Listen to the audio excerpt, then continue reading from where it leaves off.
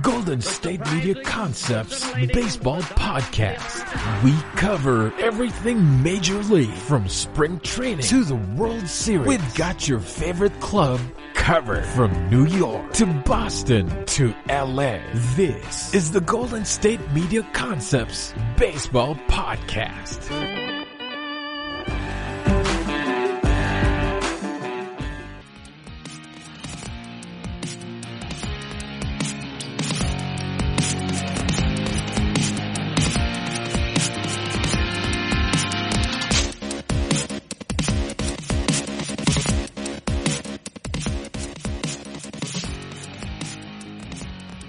Hello and welcome into another edition of the GSMC Baseball Podcast, brought to you by the GSMC Podcast Network.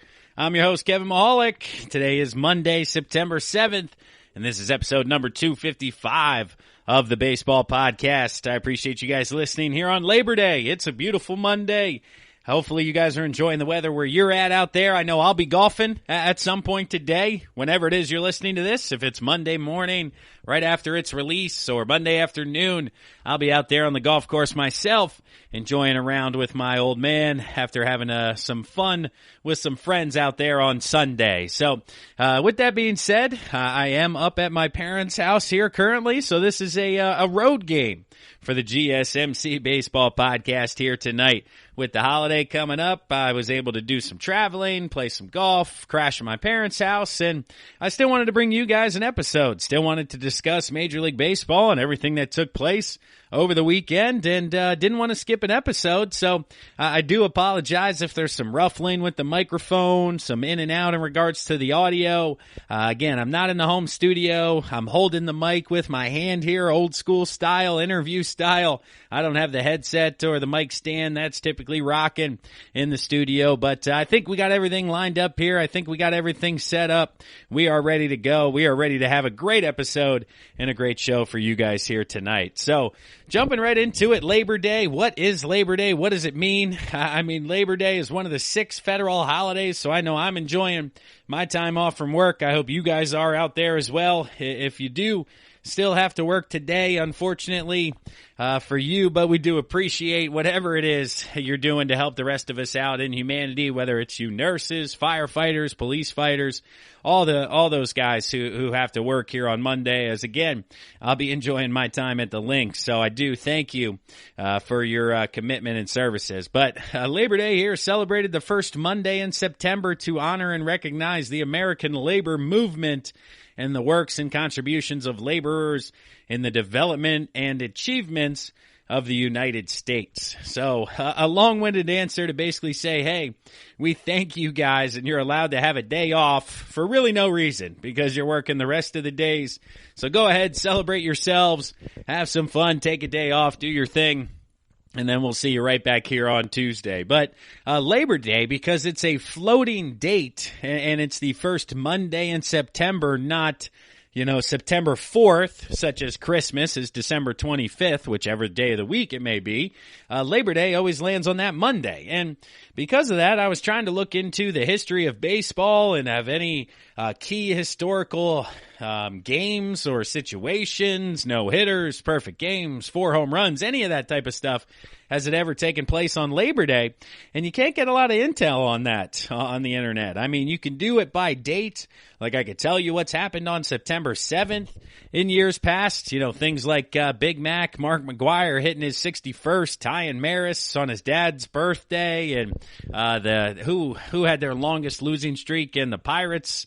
They had their 14th straight year of a losing season, which was a Major League Baseball record. So there were a few of these that I was diving into, but none of them were directly related to Labor Day, which I found was unfortunate. I can't believe there's not a site out there or anybody who's kind of keeping track of, hey, here are your best Labor Day performers, because we all know there is baseball on Labor Day. There's a ton of afternoon games today here on Monday as you're listening to this podcast. So, that's something I wanted to dive into, but unfortunately, didn't really manifest itself. So, kind of getting into the news and notes of this week in Major League Baseball. Unfortunately, guys, I feel like the bearer of bad news this week, man. Almost like the Grim Reaper out here, because last time I talked to you guys, Tom Seaver had unfortunately passed away, and here we are again Sunday night, me recording this episode, and I find out that Lou Brock passed away here at the age of 81. And once again, being a 31-year-old individual here, I didn't know a ton about Lou Brock. I mean, I'm going to be honest with you. I had to do some research to find out, kind of what this guy was all about. Was he really that good? What did he stand for? Where did he play? And come to find out, first ballot Hall of Famer. The guy's got it pretty much squared away, that's for sure. He was a left fielder for the St. Louis Cardinals. He was traded over from the Chicago Cubs after his third season at the age of 24 in 1963, which, as you Google and do some research here into Lou Brock, a lot of people like to bring up maybe the most lopsided trade in Major League Baseball history, with some of the feedback that took place, and Lou Brock turning out to be a first ballot Hall of Famer, and what went back to Chicago, not great at all. So let's look at some of Lou's stats, right off the top of the bat, some career statistics. When Lou retired, he was the all-time leader in steals at 938.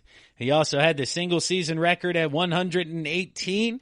He set this in 1974, and 1974 may have been Lou's best individual season. He finished second in the MVP voting this year, or that year in 1974. He was an all-star as well, stole 118 bases in 153 games. He was also caught stealing 33 times that year. So adding 33 to 118, what are we looking at here? 151. So he had 151 attempts in 153 games and was successful basically 3/4 of the time for 118 steals, which again was a single season record at that point. And, even Lou, up until that point, the year before, in 1973, stole 70 bags and got caught stealing 20 times. So I don't know who had a conversation with him between 1973 and 1974, but they essentially sat him down and said, hey, listen, if you get on base, we're going to need you to run. We're going to need you to, put some pressure on the defense. We're going to need any walk to basically be a double to you. And that was the case because he had 63 walks that year, or 61 walks, it looks like here in 1974. And I'm sure a lot of those turned into a stolen base, which meant a walk was a double when you were facing Lou Brock and the St. Louis Cardinals in the mid-70s. Just kind of fascinating as you continue to dive in. Left fielder out there, career WAR, or wins above replacement, was 45.4. Obviously, again, this lends him to be a first ballot Hall of Famer. He had over 3,000 hits for his career. Of course, that is kind of the golden goose number when it comes to hits offensively. He had 3,023. He had a career batting average of 293, 149 career home runs, 900 RBIs on the dot. Kind of fascinating that you have a round number like that, right, in RBIs at 900, but that's a heck of a year as well. So let's look into some of his long ball here. He really wasn't a power guy. Look at some of his best years. 1967, 21 home runs, 76 RBIs. That was a career high in RBIs as well. Next was 1965. He had 16 home runs and 69 RBIs, both career second bests. And then when it came to home runs, 66, he hit 15. In 1964, he had 14. 1970, he had 13. And in 69 and 64, he had 12. So 1, 2, 3, 4, 5, 6, 7 double-digit home run seasons out of 19 total years. So like I said, my man was not known for the long ball and actually had a few years where he had more triples than home runs. And especially later in his career, that was almost the case more often than not. But a career high of 14 triples in 1968. That followed up 12 the previous year in 1967, which is also a heck of a year with 12 triples. He had 12 in 66. Man, so late 60s, this guy was a triples machine.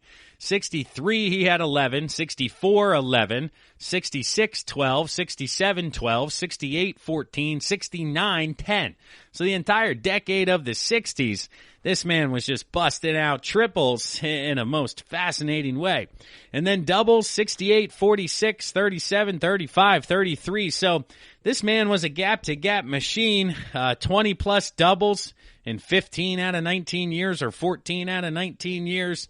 Double-digit triples, like we said, 5, 6 years, home runs, RBIs, stolen bases. Just kind of fascinating to see how the game has evolved, because there are people or guys that don't even attempt to steal 118 bases anymore in a year, let alone, be successful with that many steals. It's a totally different ballgame in 2020. The stolen base has left Major League Baseball. It's not part of kind of the game plan anymore, and that's why guys in Philadelphia, such as Roman Quinn, are kind of so fascinating and so electric to managers, because when you hit ground balls and you beat balls out for base hits, I mean, think about what Byron Buxton did this weekend to win a ball game in Minnesota.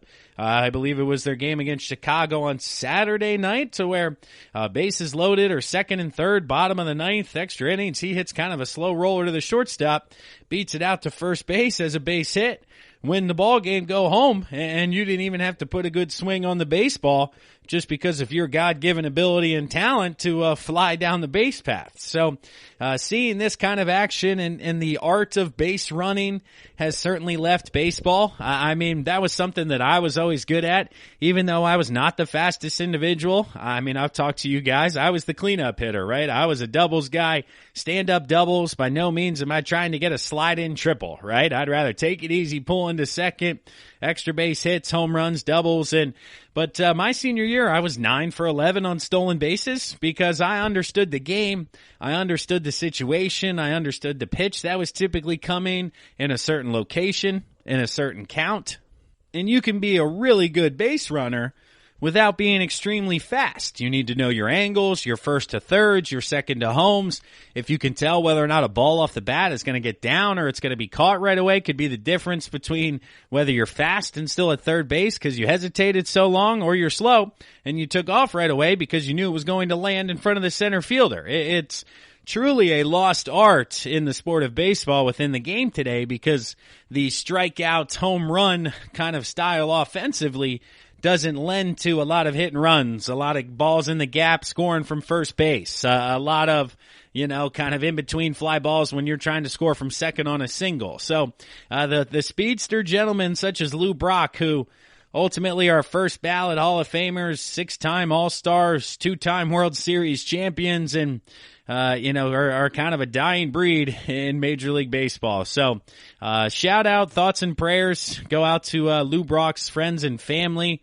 Of course, we never want to lose an individual, but certainly not somebody who has as important to the game of baseball as Lou Brock finds himself here in 2020, especially being of African-American descent with everything that's going on in the world. It's just a nice reminder following Jackie Robinson Day and everything that's been happening to just kind of celebrate the achievements and accomplishments of these individuals that certainly had to face much harder roads than you or I did, or at least I did. I certainly don't want to speak for you, but at least I did growing up. So condolences to the Brock family. Rest in peace, Lou Brock. But I certainly wanted to discuss a little bit more about his career and his detail moving forward. So continuing around Major League Baseball here, news and notes.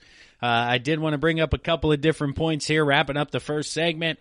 Major League Baseball is going to allow Puerto Rican players to wear the number 21 on Roberto Clemente Day, which is Wednesday, September 9th. So you guys, again, listening to this here on Monday the 7th, if you're listening on the day of release. If not, you could be listening to it here on Wednesday the 9th. Well, then today is Roberto Clemente Day. But I applaud Major League Baseball for this decision, allowing the guys from Puerto Rico to wear the number. Who are some of those guys who are, available to do this? I just want to read some of the larger names, of course. Javier Baez from the Cubs, Jose Barrios of the Twins, Eddie Rosario of the Twins as well, Yadier Molina from the Cardinals, Martin Maldonado, I don't know where he is. I think he's still in Houston off the top of my head here. Francisco Lindor of the Indians, of course, Edwin Diaz of the Mets, and many, many more names here. Carlos Correa of the Astros. So all of those guys I just spoke about will be eligible to wear 21 on the 9th.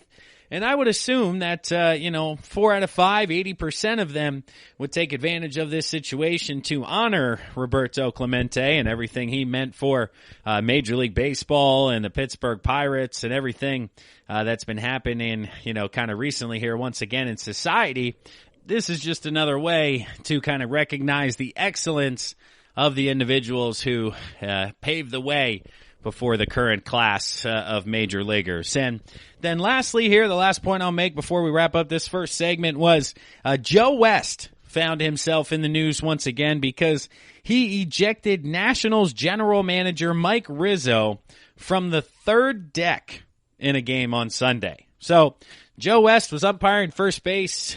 Somebody else was behind the dish. I don't know who the individual was, but apparently Mike Rizzo didn't like the balls and strikes calls coming out from the game because he was up there in the third deck hooting and hollering with everything going on. And then eventually Joe West ran him out of here. He had to call security to go up to get Rizzo because Rizzo didn't know if he was pointing at me. And it's an empty stadium, and we're throwing out general managers in the third deck from the field. So Joe West, just another lovely, lovely situation that can only make you chuckle because there's really nothing else you could do anymore with Joe. So, but that'll wrap things up here for the first segment of the GSMC Baseball Podcast, brought to you by the GSMC Podcast Network. I'm your host, Kevin Mahalik. What we'll do now is we'll continue our trek around Major League Baseball, as we usually do on Sunday nights, starting out with the American League and National League East. Let's see where everybody's at, get some updates on the playoffs, and we'll touch base, kind of what's going on. So we'll pause now for a word from one of our sponsors, one of our sister shows. When we come back, we'll have some fun. So stick around, everybody. I'm your host, Kevin Mahalik. We'll be right back. This is your ultimate stop for everything sports. The Golden State Media Concepts Sports Podcast. Should I say more? From the NFL, MLB, the NBA to MMA, it's all in here. The Golden State Media Concepts Sports Podcast. Listen now.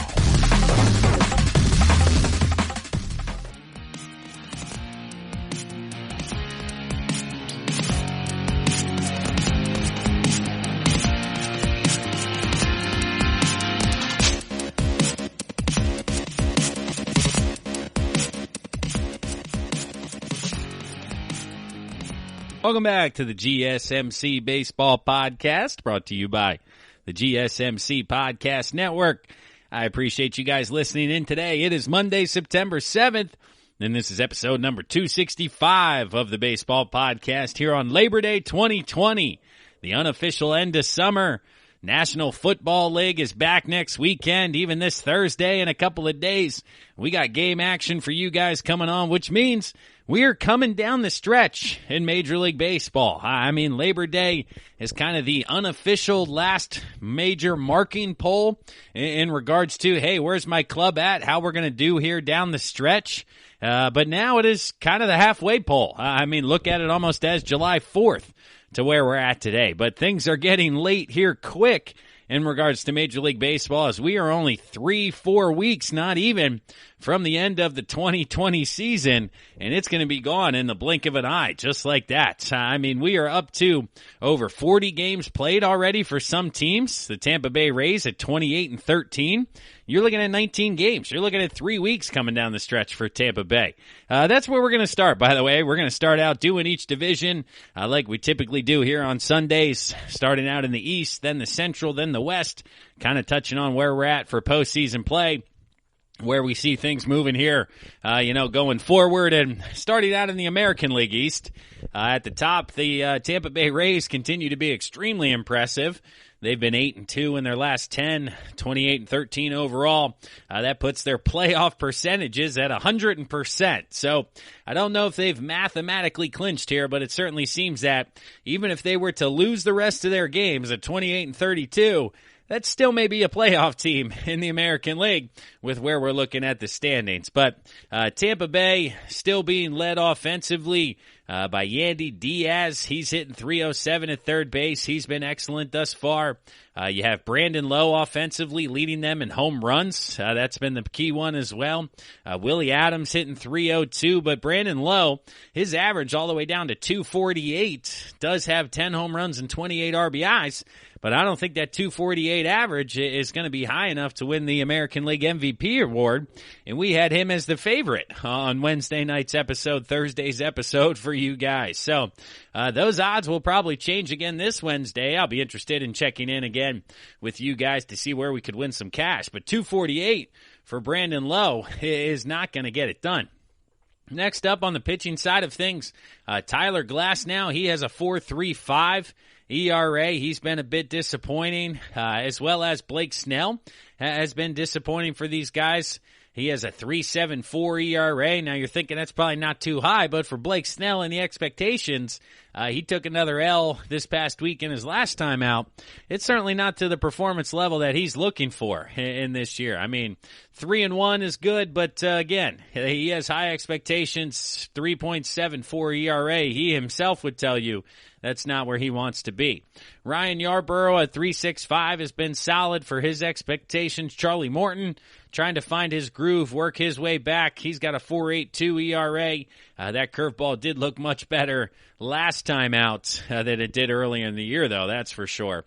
The surprise in the American League East, though, is certainly the second-place team. I mean, you have the Toronto Blue Jays, who have overtaken the New York Yankees for second place. And how has Toronto been able to do it? Well, let's look at their schedule just a little bit here. I mean, things are going to get a little more interesting moving forward.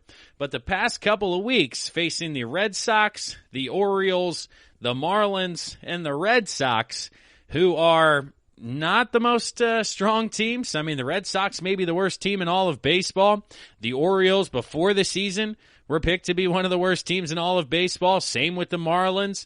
Yeah, the Orioles and Marlins haven't been playing that bad this year, but they're also not world beaters. So things will pick up here for Toronto over the next couple of weeks. And we're going to find out now between the end of the year if they really are ready for prime time and they're a year ahead of plan and they're a team that we need to be worried about because they get the Yankees for 3, then the Mets for 3, the Yankees for 3, Phillies for 4, Yankees for 4.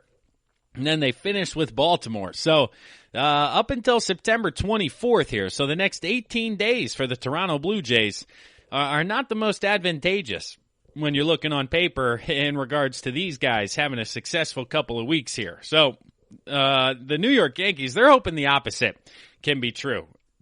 I mean, they were stymied by Kramer in his major league debut for the Orioles. He won 5-1, and they lost 3 of 4 to Baltimore. They are 2-6 in their last 8 games after sweeping the New York Mets. So things have gone south quick in New York as they continue to stumble, and they're all the way down to 21-19. Now, does this mean they're in jeopardy of missing the playoffs? No, actually it doesn't, because they have a 92% chance, and even being over 500 is certainly putting you in the 8th spot in regards to the playoffs in the American League. But it's also not where the Yankees wanted to be or where expectations are in New York.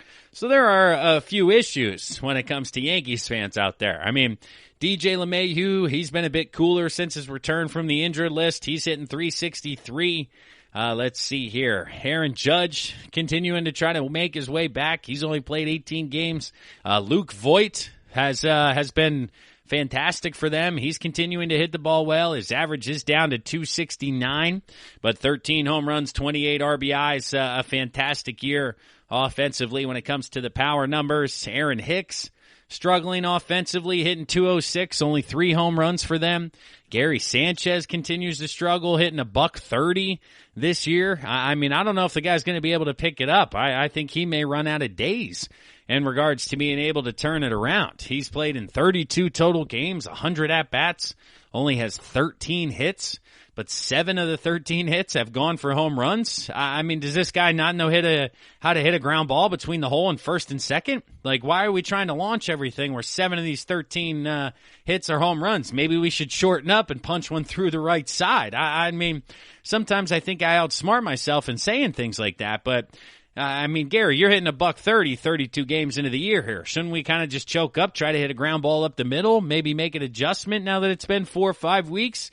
Yankees fans are hoping down the stretch he certainly comes around, but he hasn't shown you anything that makes you think he's going to be able to do that. And then on the pitching side of things for the Yankees, Garrett Cole, he's hit a cold streak here. I mean, he's lost his last 3 starts. He's 4-3 on the year in 52 innings, has a 3.63 ERA.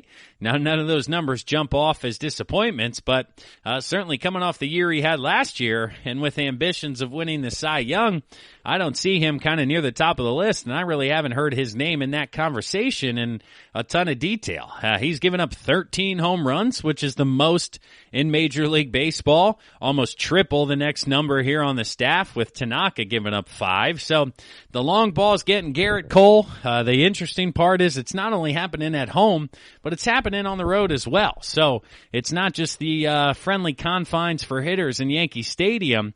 There seems to be something to them kind of picking up on that fastball that Cole loves to rub up in the zone, being able to catch up and drive it out of the ballpark. In fourth place in the American League East, you have the Baltimore Orioles at 19-21. They've been playing pretty good baseball, 5-2 in their last 7 after taking 3 of 4 from the Yankees. Like I said, next up, they got the New York Mets, then the Yankees, then Braves, then Tampa, then Boston. So Baltimore's schedule really picks up here. I certainly think they're going to continue to fade, although things have been a lot of fun thus far. And then offensively, they're still getting contributions from Jose Iglesias at shortstop is having a nice year. Hanser Alberto at second base is still hitting .318. Severino behind the dish is hitting .315. So those guys continue to be fun to watch, but just the age and the pitching staff has kind of let them down, and they did move on from guys at the trade deadline. So continuing to look to the future in Baltimore, which I think is the right move, but I think they're finding that they may have more talent on that roster already than they previously thought. The Boston Red Sox, like I said, the worst team in the big leagues. They have lost 6 of 8 to the Braves and Blue Jays. Things don't get much easier for them in the American League East, of course, with New York, Tampa, Baltimore coming up, sprinkle in Atlanta. But let's see. Anybody for them having an excellent year offensively before we transition over to the National League East? And with the amount of games played, let's go to Alex Verdugo hitting .311 out in center field. So he has certainly been a positive for them. Xander Bogaerts, .281, 10 home runs, 26 RBIs. He's been fantastic at shortstop as well. But the American League East, the surprise, certainly the Blue Jays in second place over the New York Yankees. But the Orioles and Red Sox kind of finding themselves in the basement really isn't, any crazy update. So looking at the National League, since we talked last week, the Atlanta Braves are still in first place at 24-16. They're 6-4 in their last 10, as well as, 6-2 in their last 8. So they're playing good baseball here moving forward.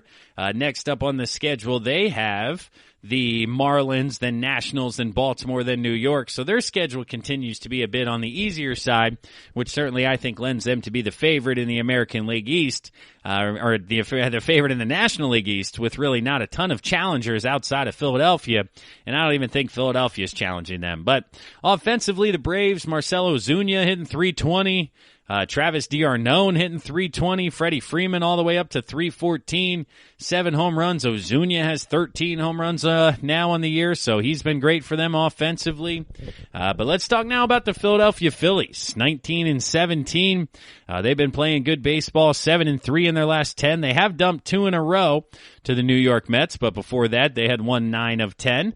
Their schedule gets a bit tricky here coming up because after 2 games, or they have 1 more in New York here, and then 2 versus Boston, but then 7 games in 5 days against the Miami Marlins. So when I talk to you guys on Thursday, that'll be the beginning of that 7-game series, which certainly could be make or break there. And if that's it, that could be the playoffs. If you're going with the Marlins and you're losing 5 of 7, you're going to find yourself on the wrong end there here very, very quickly. But looking at some stats offensively, Bryce Harper, he has cooled off, but certainly stabilized himself, hitting .275. Only 7 home runs, 21 RBIs, but his approach at the plate has been much better overall. He's got 30 walks, 27 strikeouts, so more walks than strikeouts, which is fascinating because his strikeout numbers had continued to climb year after year after year, almost to the point where it was becoming an issue. And it's certainly something he focused on this offseason and has really cut down. He's changed his stance with 2 strikes, gets wider, chokes up, tries to put the ball in play, and the guy's still got enough bat speed, enough power to lift the ball out of the ballpark, and even with kind of the less whip and leverage that he likes to generate with a vicious swing. So certainly not a disappointment in year 2. Year 1 was right at expectations. So Bryce Harper, very good for the Philadelphia Phillies thus far. JT's bat has cooled off. He's down to .260, still has 9 home runs, 26 RBIs, but it's the depth of this Phillies lineup that makes them very good. When you look at RBIs, having 5 guys above 20, Rhys Hoskins now with 20 RBIs, Andrew McCutchen has 24, JT 26, Didi Gregorius 21, Bryce Harper 21. That's up and down the line. That's balance. 7 home runs, 9 home runs, 5 home runs, 8 home runs, 5 home runs, 6 home runs. These guys there's just not an easy out up and down the lineup, and that's what frustrates opposing pitchers because you want to exhale and you want an easy out, and these Phils just don't give it to you. Next up in the division, we have the 17-18 Miami Marlins. The Phillies at 19-17 are a game and a half ahead of them. First, second place in playoff positioning. Miami here, let's see, 1, 2, 3, 4, 5, 6, 7, 3-7 in their last 10. As again, the rest of baseball has started to catch up with the Marlins. They've been outplaying their talent, but they have Atlanta, then the Phillies, Boston, Washington, and Atlanta again. So a bunch of games left with the Braves as opposed to the Phillies, who finished up with them last weekend. That's kind of something nice to look at, as they're obviously the first place team, so you would think the Marlins would have some trouble with them as a Phillies fan, and you're feeling good about being in second place. But offensively, for the Marlins, they continue to be led by the likes of Matt Joyce, hitting .278 in 27 games. You got Jesus Aguilar hitting .271. Jonathan Villar hitting .259. So good depth and some guys overachieving there for a Marlins ball club that is fun to watch. I will give them that. Sixto Sanchez being called up. He was obviously the key piece in the JT Realmuto trade with the Phillies. He's got electric stuff, triple digits. It's fun to watch him pitch. So young electric arms in Miami, where the future could be a lot of fun for Marlins fans. But fourth place here, we got the New York Mets at 19-22. They have won 4 of 5 after a 5-game losing streak, so they have bounced back, kind of stabilized the ship here. They have one more against the Phillies coming up, and then after that, they'll head to Baltimore and Toronto, back to Philadelphia. So their schedule is a bit lighter here on the tail end as well, but does finish with Atlanta, Tampa, and Washington coming down the stretch. But it's the offense that's trying to get things going. They got the likes of Michael Conforto hitting the cover off the ball, hitting .342 in 41 games so far this year. Robinson Cano still hitting .333. Dominic Smith hitting .327. Jeff McNeil .291. And then on the pitching side of things, outside of DeGrom, who won again today on Sunday over the Phillies and is 3-1 with a 1.69 ERA and an even smaller .88 WHIP, which is fascinating. So anytime outside of him, though, it's tough to find a W if you're the Mets. Porcello's been a letdown. Matz has been a letdown. It's just been struggling to find pitching for New York. And then in last place, you got the Washington Nationals at 14-25. Coming off their World Series championship, 8-game losing streak, and have since won 2 out of 3 versus Atlanta, but things aren't turning around in Washington anytime soon. You got Tampa, Atlanta coming up, then Tampa. It's going to be a long summer. Enjoy your party and enjoy your parade from last year, your piece of metal trophy, as Rob Manfred likes to call it, and enjoy just watching Juan Soto every day, because this guy's a video game. He's hitting .354, 11 home runs, 26 RBIs in only 27 games. I mean, over the course of 162, this guy would just be absolutely electric to watch. But that wraps it up for our East Division talk. Once again, the Tampa Bay Rays, clearly the winners in the American League East right now, starting to pull away from the Blue Jays and Yankees. And then the Braves, 3 games up on the Phillies, but it does look to be a much greater advantage than that. So we'll pause right now for a word from one of our sponsors, one of our sister shows. But when we come back, we'll dive into both Central divisions. Stick around, everybody. I'm your host, Kevin Mahalik. We'll be right back. Tired of searching the vast jungle of podcasts? Now listen close and hear this out. There's a podcast network that covers just about everything that you've been searching. Hey! The Golden State Media Concepts Podcast Network is here. Nothing less than a podcast bliss with endless hours of podcast coverage. From news, sports, music, fashion, cooking, entertainment, fantasy, football, and so much more. So stop lurking around and go straight out to the Golden State Media Concepts Podcast Network. Guaranteed to fill that podcast itch. Whatever it may be. Visit us at www.gsmcpodcast.com. Follow us on Facebook and Twitter, and download us on iTunes, SoundCloud, and Google Play.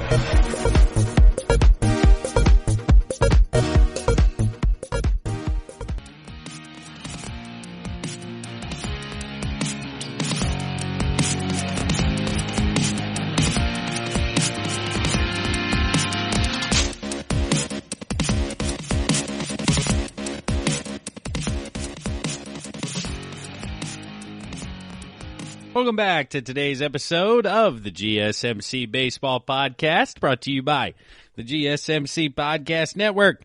I am your host, Kevin Mahalik. I appreciate you guys listening in today. If you haven't done so yet, check us out on social media. Head to Facebook, check out the GSMC Podcast Network, as well as leave and rate a review wherever you're listening to this podcast, whether it's Apple Podcasts, Google Play, Spotify, whatever it may be out there. Leave us a review, rate us 5 stars. We appreciate it. It certainly helps us continue to spread the word, continue to grow here at the GSMC Podcast Network. But let's jump right in here. Segment number 3, we are looking at the Central divisions across Major League Baseball. Starting out with the American League Central, the Chicago White Sox are tied with the Cleveland Indians. Or no, they're not. They're a half a game up. I misread the standings here. So your first place Chicago White Sox at 26-15. I mean, my surprise team in the American League. For those of you guys who listened back during the pandemic, the month of March, the month of April, I was all over this Chicago team. I loved what they did in the offseason, and they've won, let's see here, 6 of 8 over the past week. And looking at their schedule moving forward, they do run into some difficult games here down the stretch, specifically the closing stretch. I mean, next up you get Pittsburgh and Detroit. Those should be pretty good victories there. But then 4 with Minnesota, 3 with Cincinnati, 4 with Cleveland, 3 with the Chicago Cubs is a nice closing 2 weeks there. And really we should find out who wins the division between them and Minnesota during that key stretch. But looking offensively, the White Sox, they're having a couple of MVP candidates. I mean, we touched on last episode about Jose Abreu's odds continuing to climb after his record-setting home run weekend. But he is all the way up to hitting .315 now with 13 home runs and 40 RBIs in 41 games played. It's amazing that we've already played 41 games, 2/3 of the way through the season. Ladies and gentlemen, you guys just started listening, and here we are. Two-thirds of the way through. That's why we play 162, because it goes so gosh darn quick. But Tim Anderson at shortstop in 31 games is hitting .351 with 7 home runs. Eloy Jimenez, 11 home runs, hitting .281. Luis Robert out in center field. His average has come down. The power numbers are still there with 11 home runs and 27 RBIs, but the .266 average is much lower than it was earlier in the year. But this offense in Chicago, a ton of fun to watch. The pitching staff has kind of come around and caught up to it. Nobody's really talking about it right now, but Dallas Keuchel has been fantastic for the Chicago White Sox. A 2.19 ERA in 53 innings. This was a guy who 2 years ago couldn't get a contract, couldn't find himself a deal, wanted big-time money coming off his time with the Astros, former Cy Young Award. Atlanta gives him a prove-it deal. He finds himself having a good, solid second half of the season last year, parlays that into a nice deal with the White Sox, and all he's done out is gone, 2.19 ERA in 53 innings to go 6-2.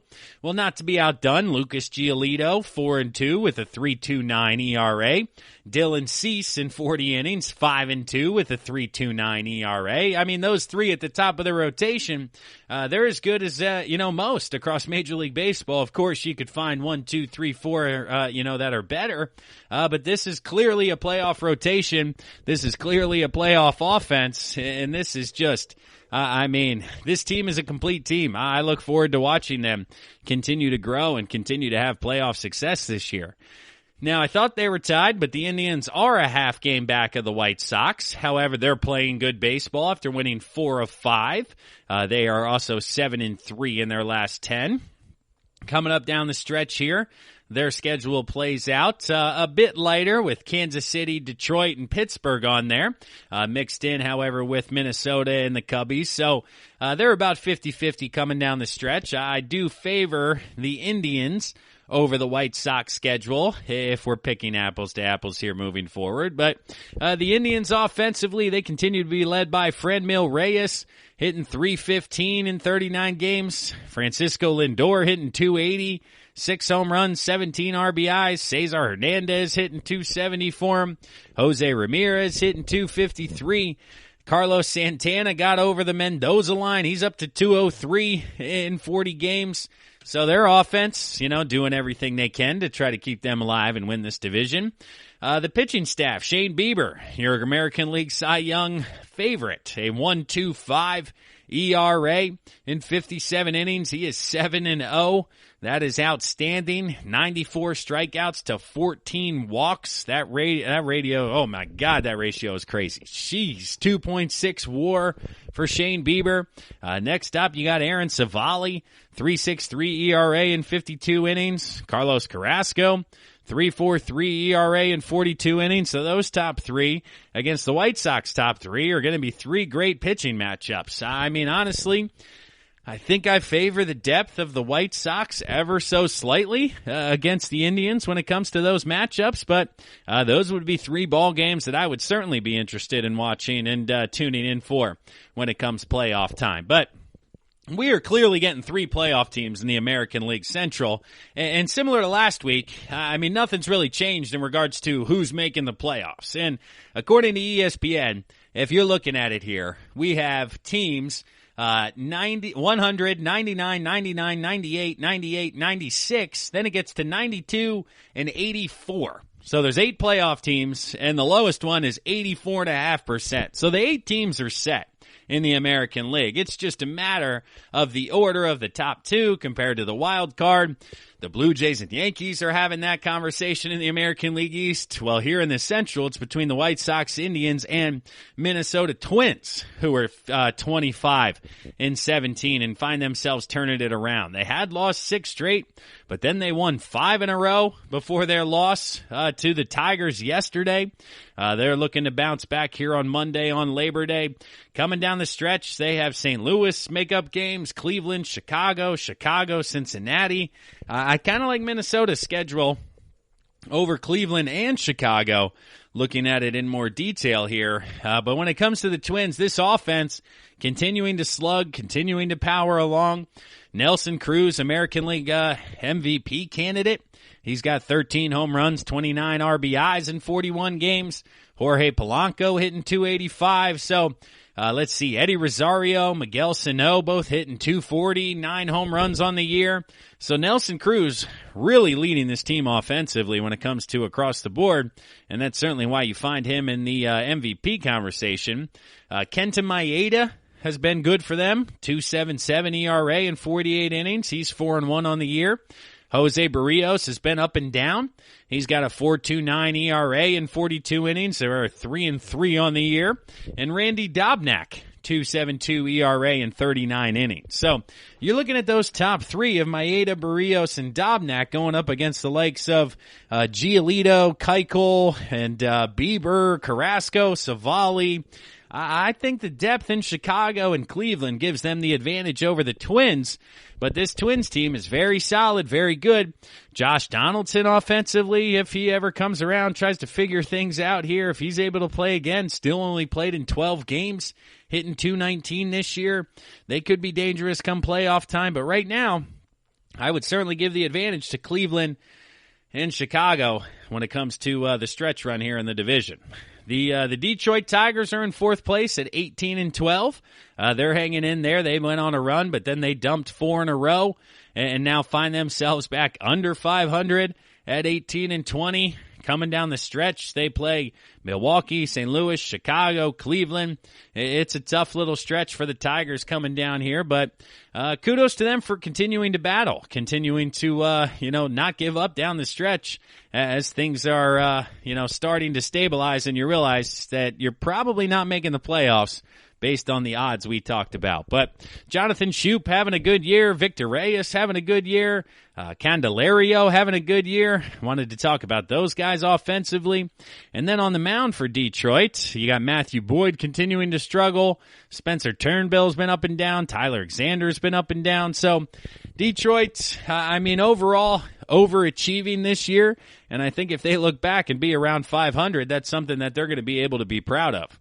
Last place here, we got the Kansas City Royals. They're battling it out with the Boston Red Sox and the Texas Rangers for worst record in baseball. Not a lot to write home about. They have lost 6 in a row in Kansas City and are certainly in the cellar when it comes to these squads. But transitioning now over to the National League, Sunday Night Baseball wrapping up here. In regards to NL Central action, they are headed to the bottom of the 9th currently, as we're past the 10 o'clock hour here Sunday night with the Cardinals leading the Cubs. The Cubs should still be in first place after this game if they do indeed lose at 23-18. It'll be their third straight loss to the Cardinals in 3 out of 4. This weekend. So a nice series win by the Cardinals, who are in second place at 17-15. This would put them just a couple of games back of the Cubbies as they continue to try to make up games and ultimately see if they can win this division, because Chicago's schedule down the stretch here, Cincinnati, Milwaukee, Cleveland, Minnesota, it does end with Pittsburgh, 4 with Pittsburgh in there. So you have to feel good about that if you're the Cubbies, as a nice little buffer to have come the end of the year. But offensively for the Cubs, Ian Happ continues to lead the way, hitting .310. Jason Hayward up over 334 games. Those are the only two really crushing the ball. Ian Happ, 12 home runs, 24 RBIs. He's had a ton of success this year and really been their best player offensively. And then on the pitching side of things, they have the National League Cy Young, in my opinion, Yu Darvish at 7-1, a 1.44 ERA in 50 innings.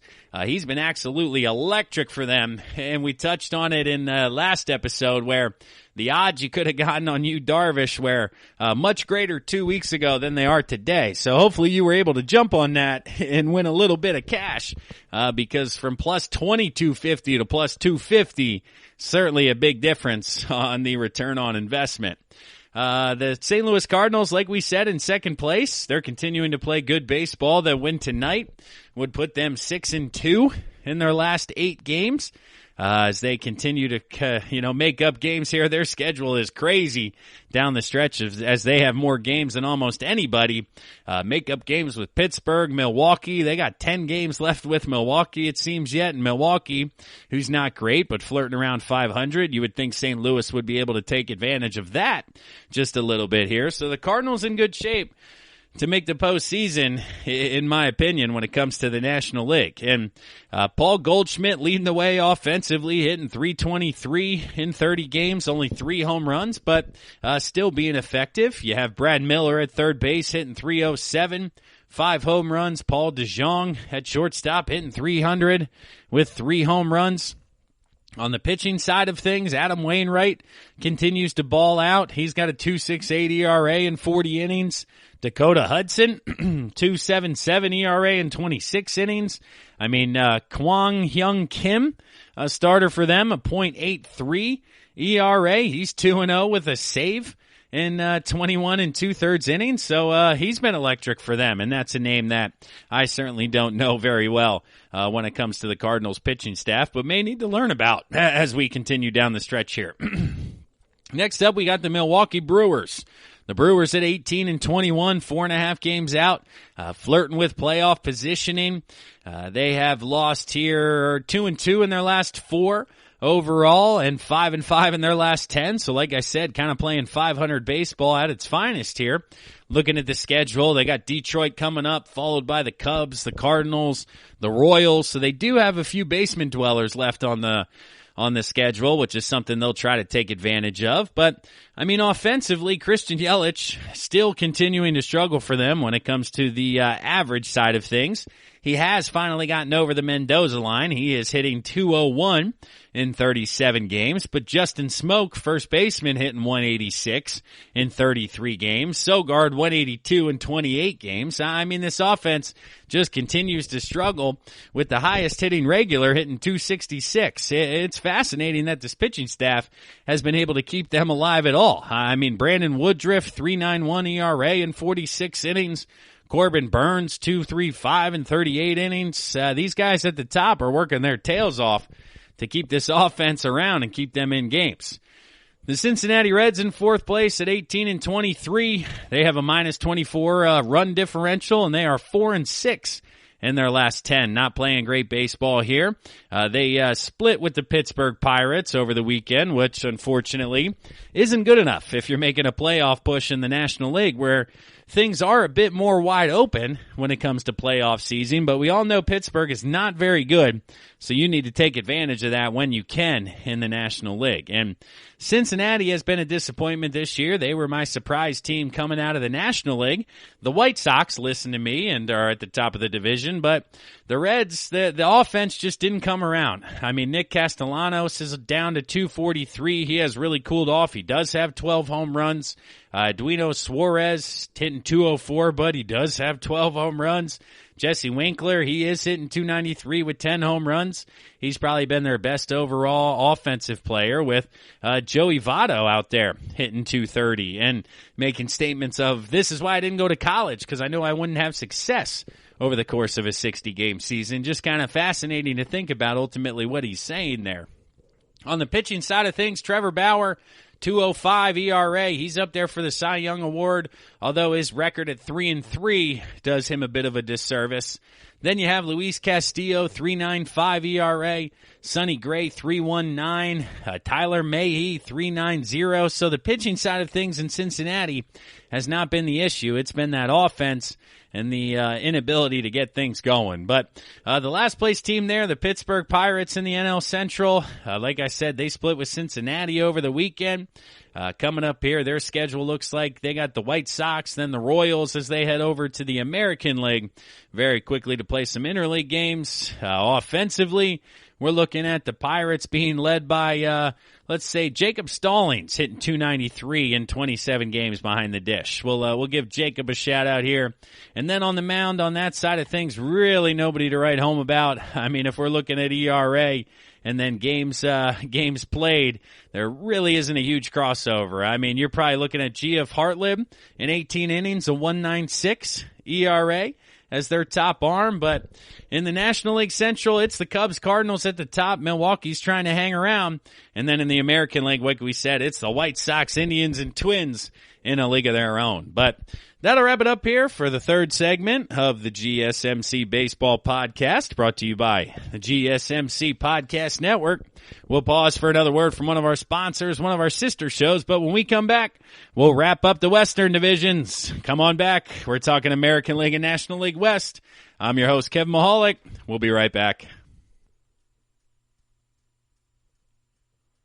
Want to know the latest in soccer? Then listen to the Golden State Media Concepts Soccer Podcast. From MLS, the World Cup, and the Premier League, we've got you covered. The latest updates, the hottest matches, and news on the league's top players. It's the Golden State Media Concepts Soccer Podcast. David Beckham scores the goal to take England all the way to the World Cup finals. Listen now.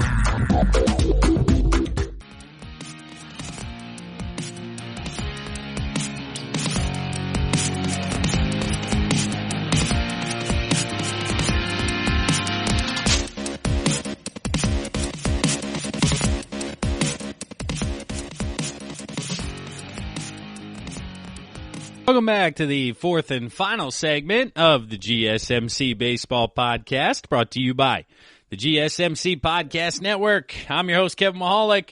Once again, happy Labor Day to all you lovely listeners out there. I appreciate you guys tuning in today. I know you could listen to anything you want, and you've chosen to check out the GSMC Baseball Podcast, so I certainly appreciate it. Hopefully you're enjoying a nice weekend out there. If you are at work, thank you again. We appreciate you guys as well. So no matter where you are, what you're doing, I give you a shout out for listening to this podcast here today. Leave a 5-star review. Leave us a rating. All of the above. We very much appreciate it. But let's wrap up today's episode, continuing around the league here, looking at the Western divisions. Starting out in the American League West, the Oakland Athletics continue to play great baseball. They find themselves at 23-14 overall. They have kind of, jumped around recently. They've had some delays due to coronavirus concerns. There were a couple losses to the Astros in there, but some makeup games.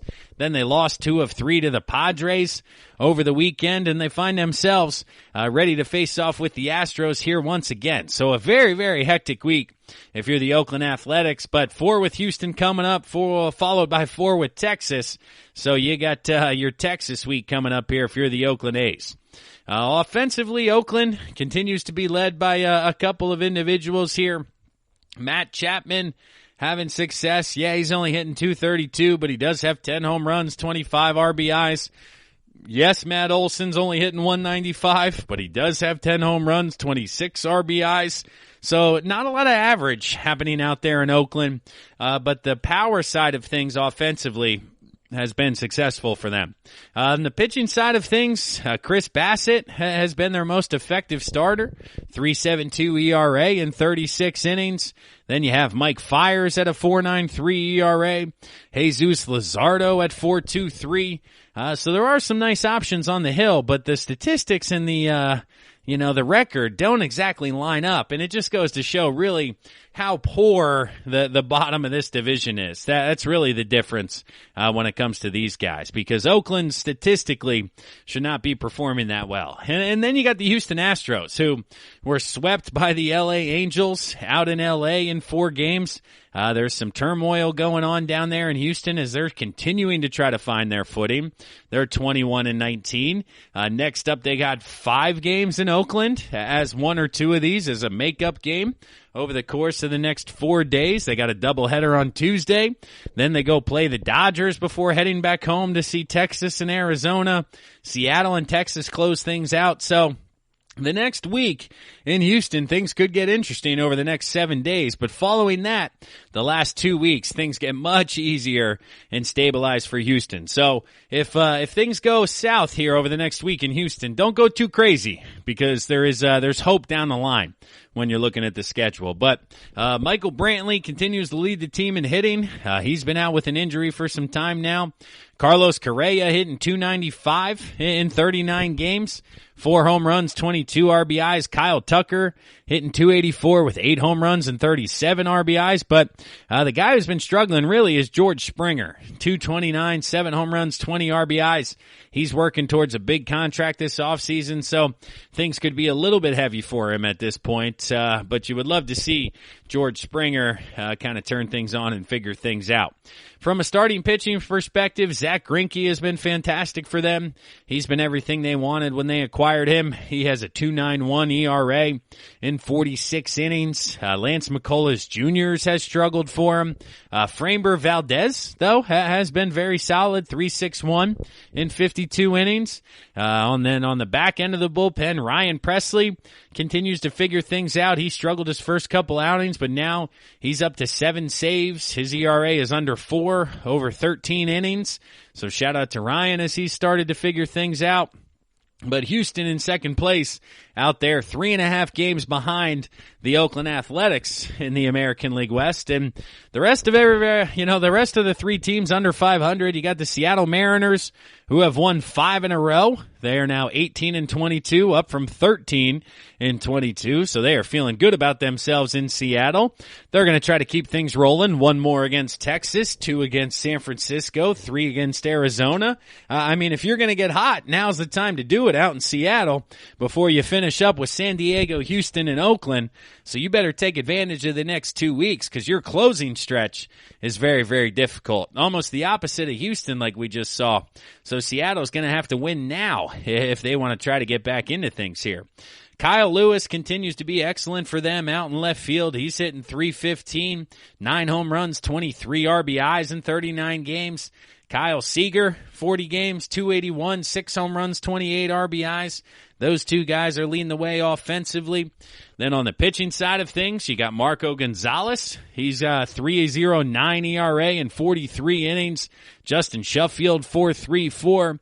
Justin Dunn, .409. So the pitching seems to be letting people down out in Seattle, and that's really the difference when it comes to a rebuilding team, is you just don't have the arms where they need to compete. So it's been a slight struggle for the Mariners, but nowhere near the struggle that it's been for the LA Angels or the Texas Rangers of late. But, the Angels, they have won 5 in a row. They did just sweep the Houston Astros. They're now 17-25.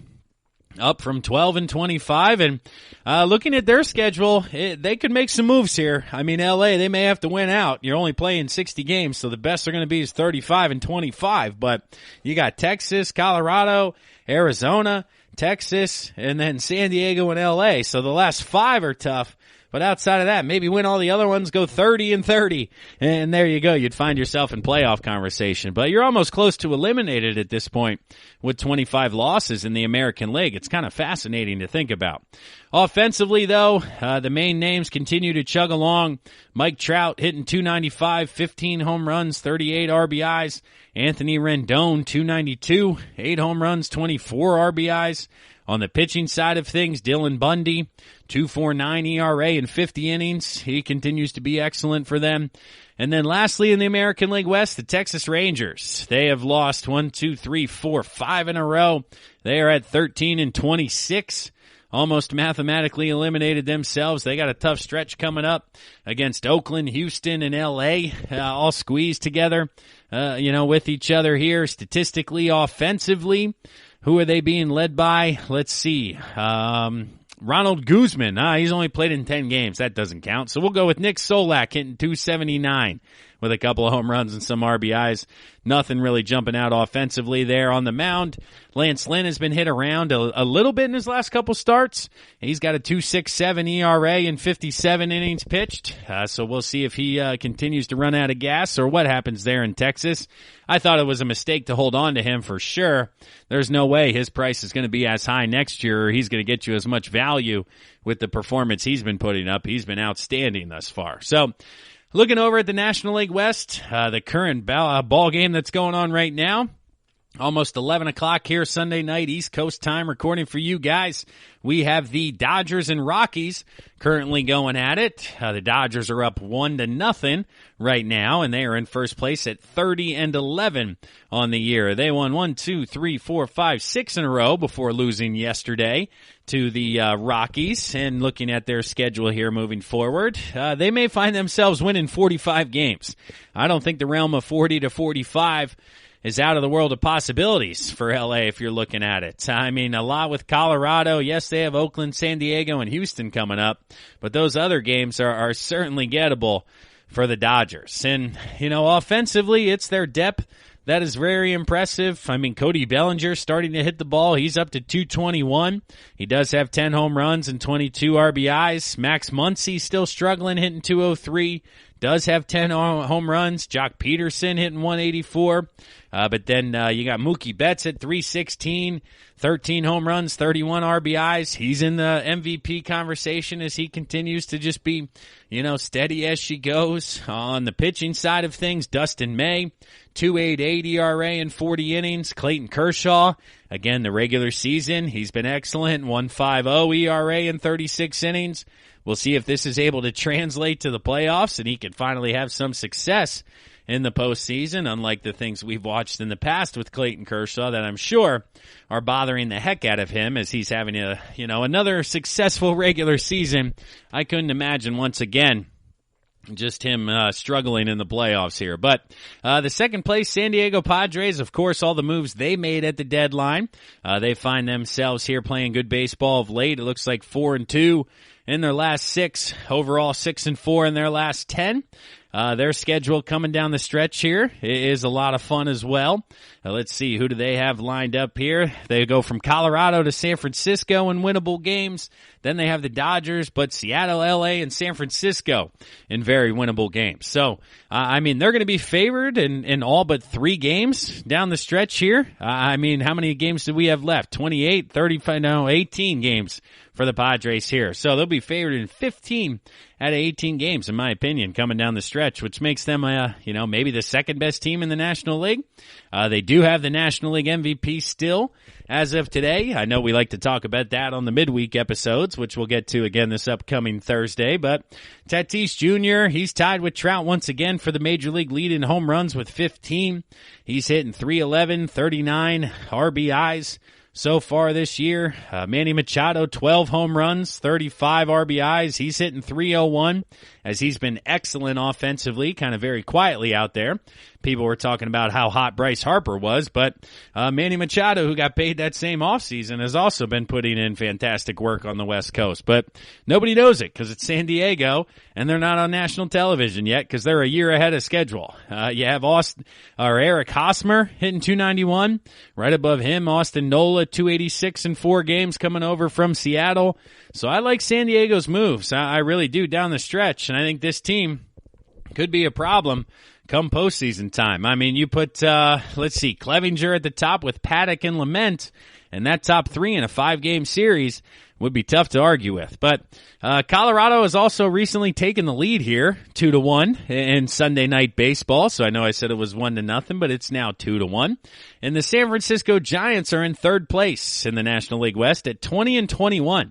Currently outperforming certainly their talent as they've won 5 of their last 7 games. And looking at their schedule moving forward, they do have some opportunity. They have Seattle coming up, but 4 with San Diego, 7 total with them left, 3 more with Oakland, so 10 out of their remaining games with very good ball clubs, which, will be a tough stretch for the Giants. But if they're able to play like they have in the past, if Mike Yastrzemski is able to hit right around 300 with 8 home runs, 27 RBIs, Wilmer Flores, he's hitting right around 300 with 8 home runs, 20-some RBIs.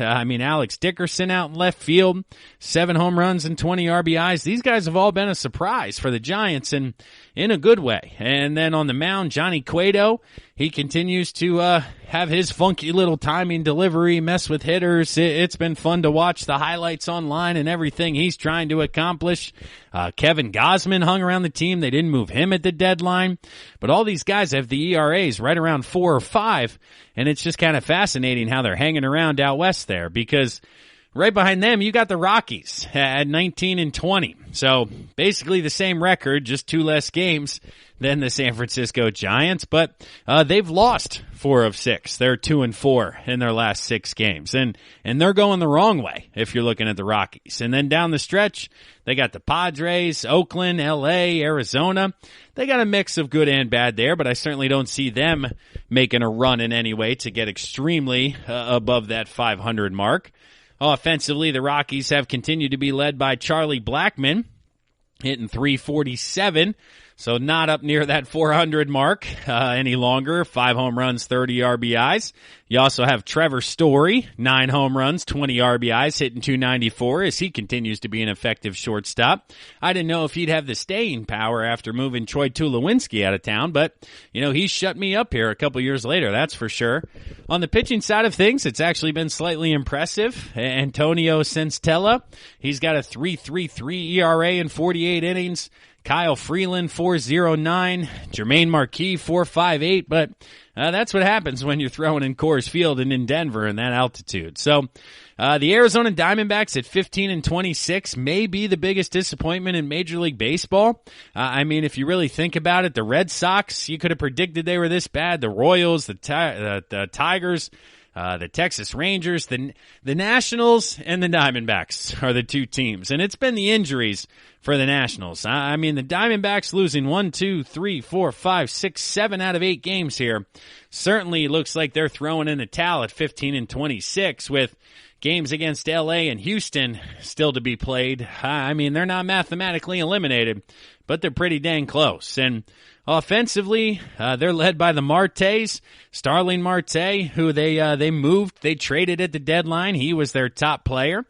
So that makes it Ketel Marte at 307 and 2 home runs and 27 RBIs as their top guy. And then on the pitching side of things, Madison Bumgarner, I called this one. I said this guy was done. He's out of bullets. All of the super smart computers had him at the top of the list here, but 8.44 ERA in 21 innings as he is 0-4, and that 5-year, $85 million contract looking like a huge bust in year 1 for the Diamondbacks. But we talked about it, wrapping up today's show, finishing up the 4th segment here. The American League, the 8 teams are pretty much set. You got an 85% chance, at least if you're one of the top 8. Now in the National League, things are a bit more wide open. The Braves and Phillies are pretty set, both above 86%. The Cubs at 96, but then you got the Cardinals at 77. Dodgers and Padres, yes, but this is where that last wild card, is a lot of fun with the Brewers at 47, the Mets at 54, and the Giants at 48, all kind of vying for one spot with the likes of the Reds and Marlins and Rockies floating around that kind of 30% mark. So in the American League, we're really jockeying for positioning and seeding. And in the National League, some teams are still fighting for actual playoff, a playoff berth and not just playoff positioning. But that'll wrap things up here for today's episode of the GSMC Baseball Podcast, brought to you by the GSMC Podcast Network. Hopefully you guys had a great Labor Day weekend, a great Labor Day itself if you're listening to this here on Monday. If you're just catching up on Tuesday or Wednesday, hopefully you're enjoying the week thus far. I am your host, Kevin Mahalik, as always here. I talk to you guys every Monday and every Thursday on the GSMC Baseball Podcast, and that'll wrap it up for today. I'll be back talking to you guys on Thursday. Enjoy your week, everybody. I'm your host, Kevin Mahalik. We'll talk to you again soon. You've been listening to the Golden State Media Concepts Baseball Podcast, part of the Golden State Media Concepts Podcast Network. You can find this show and others like it at www.gsmcpodcast.com. Download our podcast on iTunes, Stitcher, SoundCloud, and Google Play. Just type in GSMC to find all the shows from the Golden State Media Concepts Podcast Network, from movies to music, from sports to entertainment, and even weird news. You can also follow us on Twitter and on Facebook. Thank you, and we hope you have enjoyed today's program.